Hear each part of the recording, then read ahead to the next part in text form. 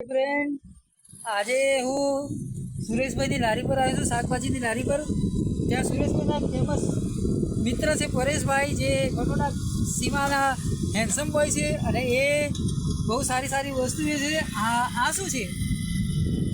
હા સુરેશભાઈ, આ શું છે? ટેટી. આ શક્કર ટેટી છે. આ મેઠી મેઠી આવે.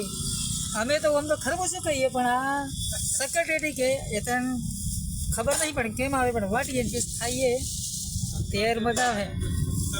આ છે અમારા બટોડાના શાકભાજી વેચતા પકોડી પણ વેચે છે.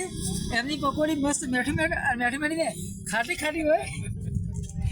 અને આ છે સુરેશભાઈ, એમને પોતાનો બિઝનેસ છે શાકભાજીનો, તમે જોઈ શકો છો.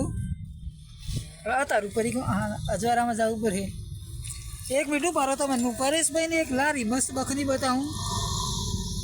આ મારા પરેશભાઈની સુપર હિટ પકોડીની લારીની તમને થોડી ઘણી જાણકારી આલું.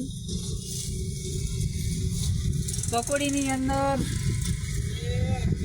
20 રૂપિયાની ડીશ બનાવે, પણ એમાં મમરા ને ખાટી દ્રાક્ષ ને લેબુ ને એમનો ખીન બનાવે, ટેસ્ટ સારો આવે. આજે આપણે થોડું ઘણું પરેશભાઈથી જાણવાની કોશિશ કરીશું કે ના હો ભાઈ બરાબર કે સુરેશભાઈ, આ શાકભાજી તમે લાવો ક્યાં ઉગાડો છો? વડાલીથી લાવો. એ તો ક્યાં ઉગાડે? ખેતરોમાં. ઓણાની શાકભાજી તો ખેતરોમાં ઉગે, પણ આ મારે તો ટાબે વાવીએ.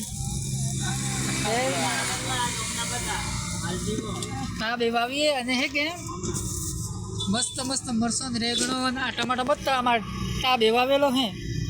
ટમાટો પછી આ ગારા રેગણો આજે હે કે દૂધી હે. આ તરબૂચોનું ઠેલું કરીને લાવો હું આખું. આ ટેટી વેટી 32. આ હું સુરેશભાઈ લારી વેચવા આવો હું.